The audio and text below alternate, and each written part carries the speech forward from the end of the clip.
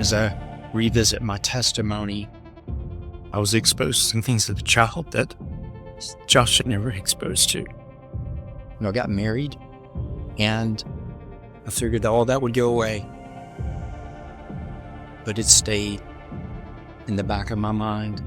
And then the sins of the flesh, the things that men deal with, the things that men struggle with, I just felt there was no hope for me. I didn't want to humiliate my family. I just decided to take my life. I was driving to work. I always carried a pistol for protection, a gun, and I had planned that I was going to end it. It was just better for my family, make it look like an accident. Instead of going forward with it, I pulled up my phone and just one last hit of dopamine, just something to make me feel good before I took that step. And there was a man speaking directly into the phone, said, when men don't have a deep sense of purpose, deep sense of meaning, they will distract themselves with pleasures of the flesh. That 7 months ago, when I was going to take that next step, it just brought me to a group of men that I could be very vulnerable with. Iron sharpens iron. I needed a brotherhood of men that reminded me of who I was and whose I was. And my new identity is I am not my own. I was bought at a price. He gave you a new identity. I'm a man of God's order. I'm a faithful steward of my time, talents, and treasures.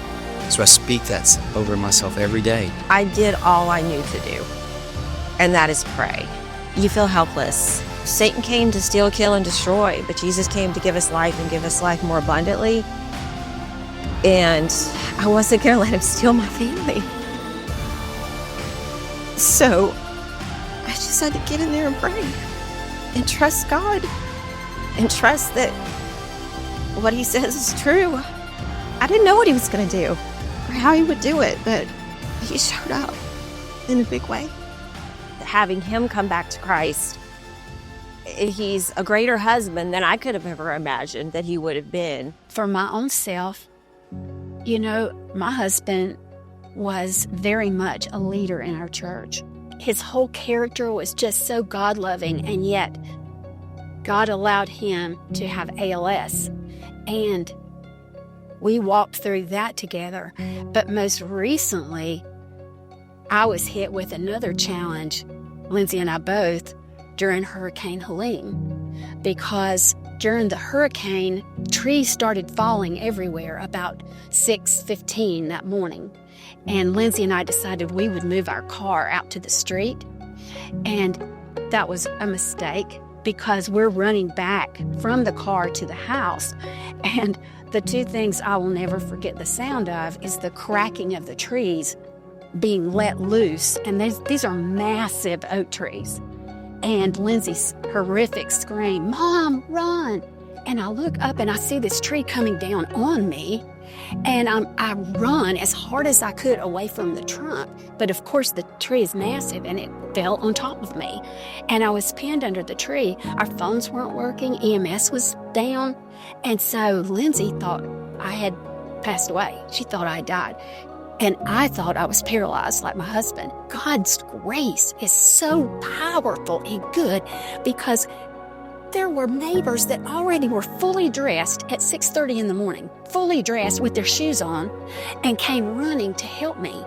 I had just lost my dad, and we watched him go from being completely able-bodied to not at all. And he loved talking about sanctification and the purification of his heart and how God just used him in this. And I watched this whole process, and it was such a beautiful process. But it's at the end of it, as a daughter, I'm like, oh, this doesn't even make any sense. Praise be to God, but also my dad's gone, and our family suffered, and the leader of our family is gone. And here I'm watching my mother literally be almost be stripped from my hands, and I'm going, and I screamed to the top of my lungs, not just run, but God, save her, help me. Help me. I screamed and I said, if the winds and the waves will obey you, would you stop this right now? And he did. It's through that God uses that brokenness to bring us closer to him. He's given you resurrection in your past. He's still giving me resurrection. I had 20 broken bones and 4 surgeries. My neck bones are still not healed, so he's still weaving me back together.